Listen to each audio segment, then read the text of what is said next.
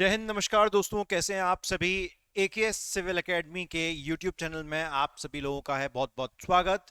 और दोस्तों, दुनिया में चल रहा है जितना भी शोर शराबा या जो कुछ भी हो रहा है, लेकिन क्रांति यूट्यूब बैच बड़ी ही शांति से, बड़े ही आराम से एक एक कदम अपना आगे बढ़ाता जा रहा है। और आज हम 22वें नंबर के लेक्चर में आ गए हैं। ओवरऑल हमारा क्रांति यूट्यूब बैच का 22वां नंबर का लेक्चर है। और पूरा फोकस है हमारा एमपीपीएससी प्री 2025 में ऐसी चीजों को कवर करने का जो एक एस्पिरेंट जनरली कवर नहीं कर पाता है समय की कमी की वजह से। वो सारी आड़ी से टेढ़ी चीजें जिसकी जुगाड़ कर पाना किसी भी विद्यार्थी के लिए मुश्किल होता है, वो सारी चीजें हम इस क्रांति यूट्यूब बैच में आपको करा के दे रहे हैं। और इसी के अंदर जो टॉपिक्स हैं वो बदलते रहते हैं, और निरंतर रूप से फिलहाल जो टॉपिक चल रहा है यूनिट 7 और 9 से संबंधित जो भी करंट अफेयर्स का सेक्शन आता है, चाहे वो कोई कंप्यूटर की खबर हो, कोई टेक्नोलॉजी की खबर हो, कोई रोबोट की खबर हो, कोई स्पेस टेक्नोलॉजी से संबंधित कोई खबर हो, तो ये सारी खबर हम लोग यहाँ पर डिस्कस कर रहे हैं। और इसी टॉपिक में ये पार्ट नंबर 7 है आज की इस वीडियो का। मेरी आपसे हमेशा दरखास्त रहती है कि जब भी क्रांति यूट्यूब बैच का आप यूज़ करें तो अपना एक अलग से रजिस्टर बना के रखें, उस पर नाम डालें क्रांति यूट्यूब बैच फॉर विचित्र सोर्सेज। ये सारा विचित्र सोर्स, आड़ा टेढ़ा जो भी माल जो एग्जाम में देखने को मिलता है, वो सारी चीजें हम इसमें कवर कर रहे हैं। और इसी क्रांति यूट्यूब बैच के अंदर दोस्तों हमने एमपी गवर्नमेंट की जो संदेश मैगजीन आती है करंट अफेयर से भरपूर, मध्य प्रदेश का उसमें भर भर के करंट अफेयर होता है, तो वो भी हम ऑलरेडी इस सीरीज में कर चुके हैं। तो आप सारे लेक्चर्स को सीक्वेंस में देखिएगा। और बिना किसी देरी के दोस्तों बढ़ते हैं आज के हमारे पहले प्रश्न की ओर। ओके, जो पहला प्रश्न है वो क्या पूछ रहा है हमसे यहाँ पर। जब मुझे लगता है ना कि कोई भी करंट अफेयर काफी छोटी है और उसमें ज्यादा डिटेलिंग नहीं है या ज्यादा उसकी डिटेल की जरूरत नहीं है एमपीपीएससी के नजरिए से, तो मैं जनरली उसको क्या करता हूँ, क्वेश्चन के फॉर्म में कन्वर्ट कर देता हूँ। ठीक है, जैसे कि आज ऐसी काफी सारी करंट अफेयर्स हैं, क्योंकि ऑलमोस्ट मैं आपको बताऊं, आज के इस लेक्चर तक मैं आपका मान के चलो, ये जुलाई 2024 से रिवर्स में जाओ, और जुलाई 2024 से रिवर्स में जाओगे तो अक्टूबर 2023 तक, यानी कि जुलाई तक 7 महीने तो इसी वर्ष के हो गए, और 3 महीने पिछले साल के जोड़ लो, यानी कि 10 महीने का मैं करंट अफेयर आपको साइंस एंड टेक का ऑलरेडी पढ़ा चुका हूं इस लेक्चर तक। ठीक है, तो संतुष्ट रहिएगा उस चीज में। पहला प्रश्न दोस्तों यहां पर क्या पूछता है कि सिंपल एग्जाम में आ सकता है कि हाल ही में निम्नलिखित में से कौन से देश ने एक मिसाइल का टेस्ट फायर किया है। और मिसाइल का नाम क्या है दोस्तों? प्रलय। मिसाइल का नाम क्या है? प्रलय है। तो प्रलय मिसाइल का टेस्ट फायर किसने किया है? पाकिस्तान ने किया है, नेपाल ने किया है, इंडिया ने किया है, या रूस ने किया है? बड़ा सिंपल सा आंसर है, जवाब देने का प्रयास करिएगा। जो उसका सही आंसर है दोस्तों वो है इंडिया। सिंपल, आपने इंडिया पढ़ा, प्रलय मिसाइल का नाम याद रखा, एग्जाम में स्ट्रेट क्वेश्चन आएगा कि भैया प्रलय मिसाइल किस देश से संबंधित है, तो इंडिया जो है उसका आंसर आ जाना चाहिए वहां पर। देखेंगे अगला जो खबर है वो क्या बताती है हमको। अगली खबर दोस्तों ये बहुत शानदार खबर है। क्यों? ये क्यों शानदार है सुनो। क्योंकि इस खबर में IARI की बात हुई है। आपकी जो यूनिट नंबर 7 है ना, तो यूनिट नंबर 7 ऑटोमेटिकली क्रॉप्स की भी चर्चा करती है। यूनिट नंबर 7 थोड़ा सा ये एग्रीकल्चर इंस्टीट्यूट की भी चर्चा करती है, तो उसके नजरिए से काफी इंपॉर्टेंट क्वेश्चन है। भारतीय कृषि अनुसंधान संस्थान अंग्रेजी में कहते हैं इंडियन एग्रीकल्चर रिसर्च इंस्टीट्यूट, इन्होंने दोस्तों रिसेंटली पैडी, पैडी मतलब धान, धान की एक ऐसी वैरायटी बना ली है जो कि स्टबल बर्निंग, जो कि स्टबल बर्निंग यानी कि जो पराली जलाने का जो समस्या होती है उसको दूर कर देगी। अब आप समझो, सुनो, जब चावल की खेती हो जाती है गर्मियों में, तो उसकी कटाई का जो लगभग मौसम आ पाता है वो अक्टूबर एंड तक आ पाता है, अक्टूबर एंड नवंबर तक पहुंच जाता है। और इसी दौरान किसानों को गेहूं की फसल भी लगानी पड़ती है। तो चावल की कटाई और गेहूं की बुवाई, दोनों काफी सेम टाइम पे मैच होती है, तो किसानों के पास ज्यादा समय बचता नहीं है। जब वो धान की खेती को जब वो काट लेते हैं तो उसके बाद जो भी वहां पर स्टबल बचता है, जो भी पराली बचती है, जो भी आप घास फूस समझ लो सिंपल भाषा में, तो अब इतने टाइम में इसका जुगाड़ कैसे करें, इसको कैसे सेट करें, तो इसीलिए किसान क्या करता है, डायरेक्टली उसको जला देता है और जो फील्ड है वो बिल्कुल खाली हो जाती है। तो अगर हम किसी तरह से चावल को काटना और गेहूं को बोना, इन दोनों के बीच में थोड़ा सा गैप अगर हम क्रिएट कर सके, तो किसानों के पास फिर समय थोड़ा सा एक्स्ट्रा बचेगा और फिर उनको स्टबल बर्निंग यानी कि पराली को जलाने की जरूरत नहीं है, वो उसको व्यवस्थित रूप से उसका दूसरा इंतजाम कर सकते हैं। तो हमको धान की एक ऐसी वैरायटी चाहिए, किसकी, हमको धान की एक ऐसी वैरायटी चाहिए जो अपने नेचुरल टाइम पीरियड से 30 दिन पहले पक जाए। तो हमको 30 दिन एक्स्ट्रा मिल जाएगा चावल की कटाई के बाद, धान की कटाई के बाद और गेहूं को बोने से पहले। ये 30 दिन बीच में हमको एक्स्ट्रा मिल जाएंगे। तो यहां पर जो आप देख रहे हैं ना कि चावल एक, सॉरी, धान की जो एक नई वैरायटी बनाई गई है, तो इसकी खासियत पता है क्या है, ये 30 दिन पहले ही पक जाएगी। ये नॉर्मली से, जो नॉर्मल जब वो पकती है तो 30 डेज पहले, 30 डेज से पहले ही जो है ये पक जाएगी। तो 30 दिन का जो है किसानों को एक्स्ट्रा समय मिलेगा और अब एक्स्ट्रा समय के अंदर उनको पराली जलाने की जरूरत नहीं पड़ेगी। तो अब घूम फिर के जो क्वेश्चन बना है कि जो IARI है, तो इस इंस्टीट्यूट ने धान की कौन सी नई प्रजाति जो है बना दी है। क्या ये पूसा 2090, बहुत बड़ी समस्या है, जब ये लोग पंजाब, हरियाणा, यूपी, इन सब में बहुत भयंकर मात्रा में जलाई जाती है पराली, तो ये सारा जो धुआं है वो दिल्ली में आ जाता है, तो दिल्ली का पूरा एयर पोल्यूशन भयंकर तरीके से खराब होता है दिवाली के आसपास, ठीक है। तो ये कौन सी चावल की वैरायटी बनाई है जो 30 दिन पहले ही पक जाएगी, पूसा 2090, टूसा 2090, बूसा 2090 या मूसा 2090? तो दोस्तों सही जो उत्तर है वो है पूसा 2090। पी से पराली और पी से ही पूसा, तो आप इसको याद रख सकते हो, ठीक है, पूसा 2090। एग्जाम में हो सकता है ये लास्ट वाला जो कोड है ये बदल के आ जाए, तो आपको गलती नहीं करनी है, ओके। अच्छा, उसके बाद दोस्तों आगे देखें, अगला हमारा क्या है, निम्नलिखित में से वो कौन सा शहर है, इंदौर, चंडीगढ़, दिल्ली या गुजरात? तो इंदौर, चंडीगढ़, दिल्ली या गुजरात में से वो कौन सा शहर है जिन्होंने एआई पर आधारित, जिन्होंने क्या किया है, एआई पर आधारित एक चैटबॉट बनाया है। चैटबॉट समझते हो कि तुमने चैटिंग में मैसेज भेजा और सामने से जो ऑटोमेटिक रिप्लाई आया बिना किसी इंसान की जरूरत के, तो उसको चैटबॉट कहते हैं। तो इस चैटबॉट का दोस्तों जो नाम बनाया गया है वो है बीरबल नाम का, ये चैटबॉट बनाया गया और एआई की मदद से चलता है। और ये बेसिकली जो नागरिक सेवाएं होती हैं, सिटीजन सर्विसेज, सिटीजन सर्विस समझते हो, सरकारी, अब जैसे कि मान के चलो तुम इंदौर में रह रहे हो, तो इंदौर में तुम्हें कुछ काम करवाना है, सरकारी काम काज है, नगर निगम का है, किसी चीज का है, तो वहां पर एक चैटिंग की सुविधा होती है कि आप बात करें, डाउट पूछें, कैसा क्या पूरा प्रोसीजर है। तो नागरिकों को बेहतर सेवा मिले, इसीलिए एक चैटबॉट तैयार कर दिया गया कि नागरिक को कोई भी डाउट है, कोई भी समस्या है, वो इस चैटबॉट से चैटिंग के माध्यम से पूछ सकता है, अपना डाउट वो क्लियर आराम से कर सकता है, ठीक है। तो ये बीरबल नाम का चैटबॉट है, ये किसने बनाया है, इंदौर, चंडीगढ़, दिल्ली या गुजरात? तो आपको सही जवाब देना है दोस्तों, तो इसमें जो सही उत्तर है वो है चंडीगढ़। चंडीगढ़ के अंदर बीरबल नाम का एआई चैटबॉट बनाया गया। और ये जो खबर है दोस्तों आपको पता ही चल गया होगा कि यूनिट नंबर 9 के नजरिए से बहुत ज्यादा इंपॉर्टेंट है, ओके। चलेंगे आगे बढ़ेंगे, आगे बढ़ेंगे तो अगली बहुत शानदार खबर है और इसका जो पूरा ताल्लुकात है ये यूनिट नंबर 7 जो डिफेंस वाला सेक्टर होता है वहां से, क्योंकि ये क्वेश्चन काफी बन जाता है। देखेंगे दोस्तों क्या कहता है,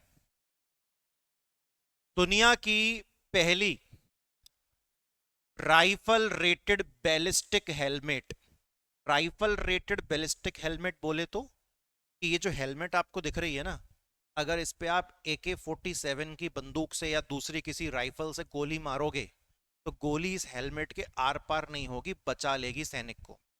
और ये दुनिया में पहली बार ऐसी एक हेलमेट को तैयार किया गया है जो लाइट वेट भी है और AK-47 जैसी गोली, और वो भी भेजे पे अगर कोई मार दे तो front, back, side, right and left, दोनों चारों जगह से बचा के देगी आपको, ठीक है।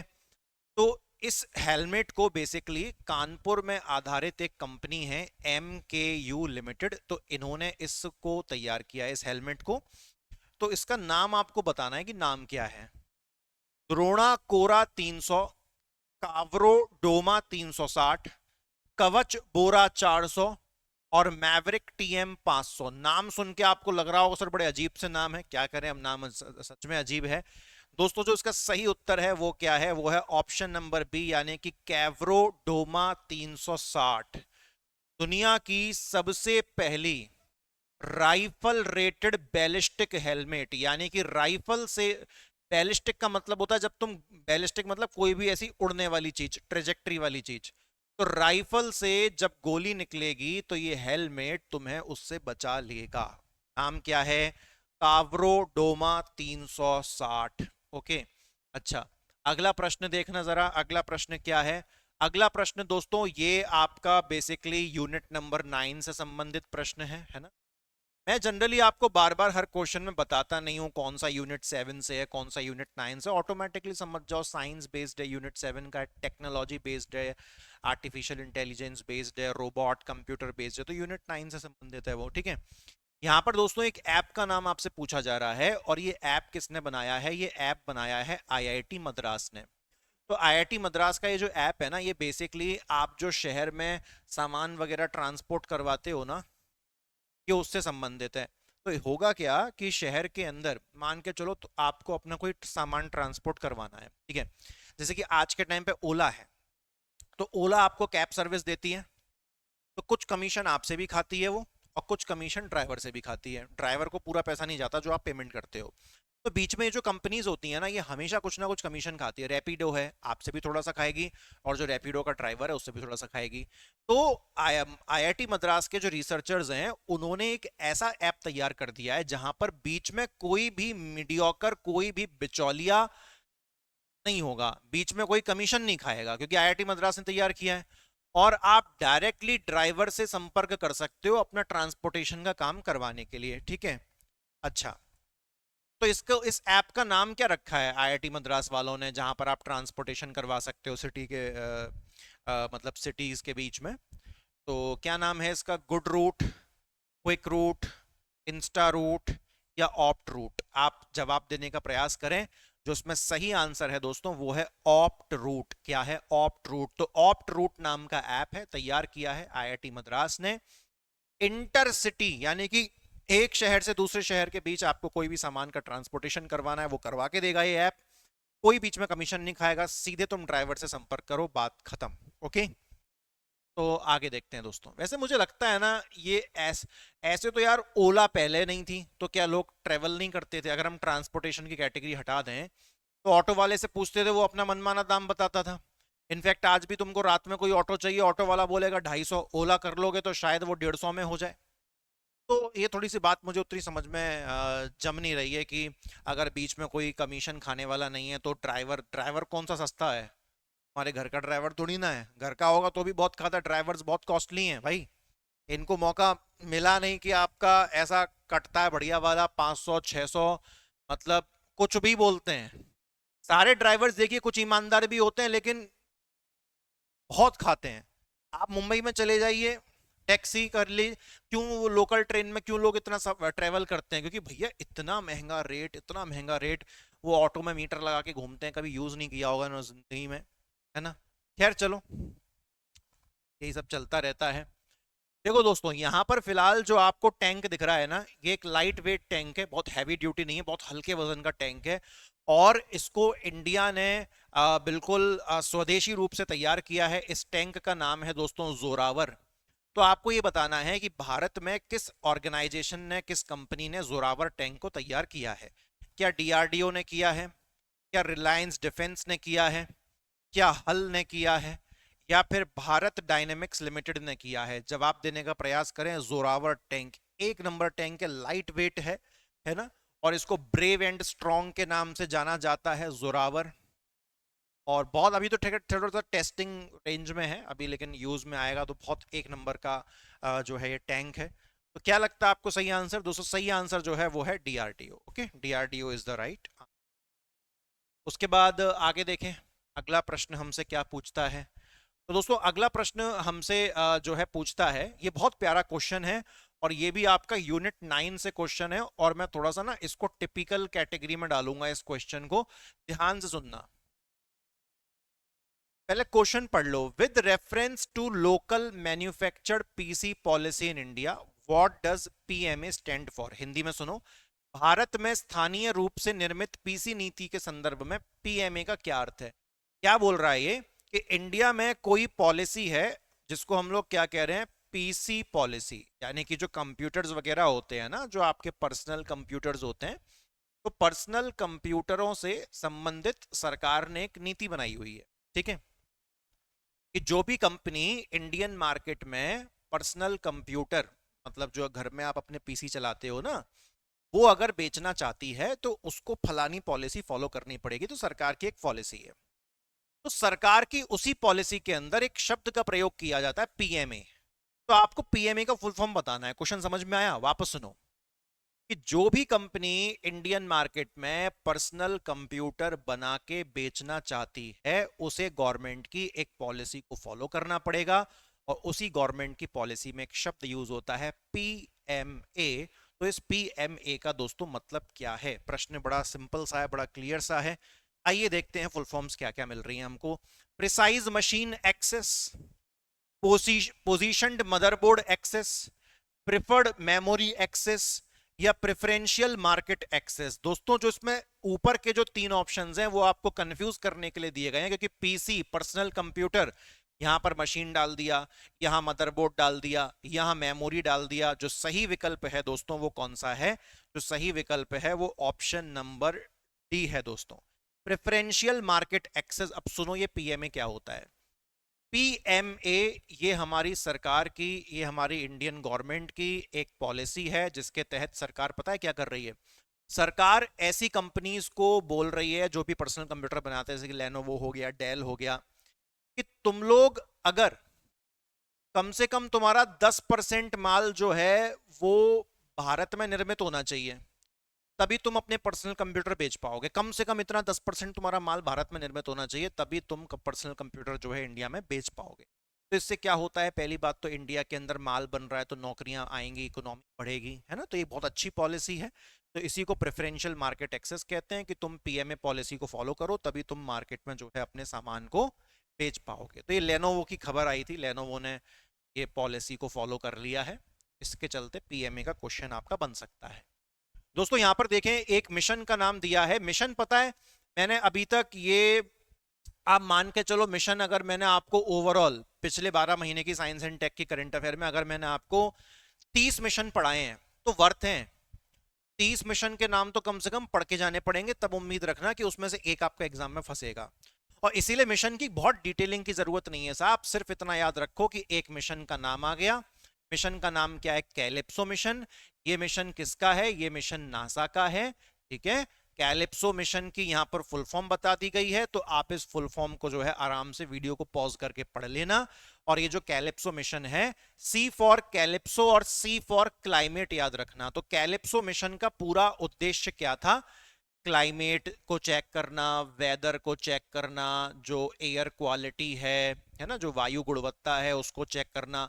तो बेसिकली रिसेंटली क्या किया है कि कैलिप्सो मिशन को नासा ने एंड कर दिया है, तो इसीलिए ये चर्चा में रहा, ठीक है ना। तो कैलिप्सो मिशन किसका है? नासा का है कि इसरो का है, या कैनेडियन स्पेस एजेंसी का है, या यूरोपियन स्पेस एजेंसी का है? बड़ा सिंपल, नासा का है। कैलिप्सो मिशन का संबंध किस चीज से है? तो क्लाइमेट से है, वेदर चेक करने से है, एयर की क्वालिटी कैसी है ये चेक करने से है।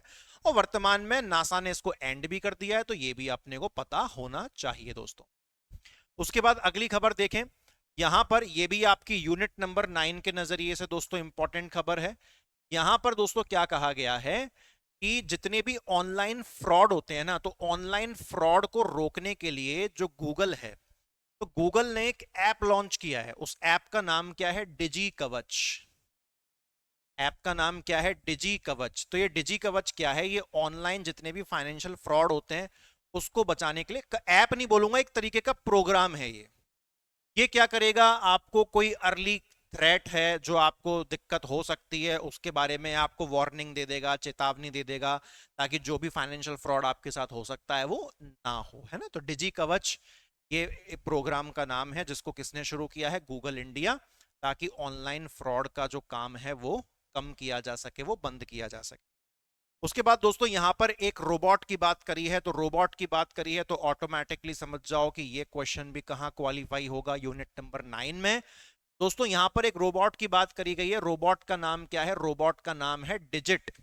और ये रोबोट किस कंपनी के द्वारा तैयार किया गया है, amazon। amazon की दोस्तों, amazon के जो वेयर हाउसेज होते हैं ना, जहां पर वो माल पैक करते हैं, आपके जो भी कोरियर होते हैं उनको डब्बे में डालते हैं, खाली डब्बे इधर रखते हैं, सामान भरते हैं, ट्रांसपोर्ट करते हैं, उठाते हैं। तो वेयर हाउस के अंदर बहुत सारे कर्मचारियों की जरूरत पड़ती है amazon को। तो amazon ने कहा कि क्यों ना यार यहाँ पर हम एक रोबोट का इंतजाम करें, और वो रोबोट ये सारे काम करे, डिब्बा उठाए, डिब्बा भरे, डिब्बे को इधर रखे उधर रखे, जितना भी मैनुअल काम होता है। तो इसीलिए amazon ने डिजिट नाम का ये रोबोट तैयार किया है। ये बिल्कुल ह्यूमनाइड रोबोट है, यानी कि इंसान जैसा दिखता है, इंसानों के 2 पैर तो इसके भी 2 पैर, 5 फुट 9 इंच इसकी हाइट है, याद करने की कोई जरूरत नहीं है, वजन इसका 65 किलो के आसपास है।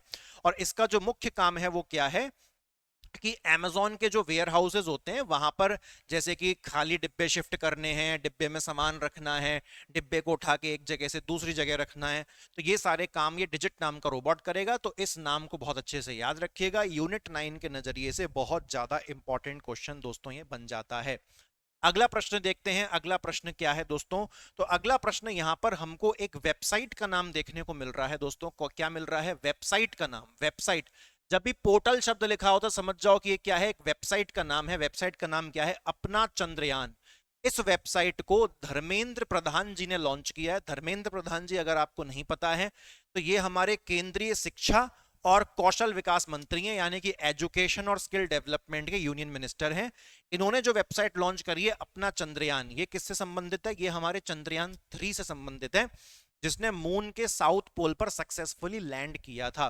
तो दोस्तों ये जो अपना चंद्रयान, अब आप सोच रहे हो कि सर चंद्रयान 3 मिशन तो ऑलरेडी पूरा हो चुका है, मतलब वो तो लॉन्च हो चुका है, चंद्रमा पर पहुंच भी चुका है सक्सेसफुली, तो अब ये वेबसाइट बनाने का क्या मतलब है। तो देखिए ये वेबसाइट जो है तैयार करवाई गई है एनसीईआरटी के द्वारा, एनसीईआरटी ने अपना योगदान दिया है।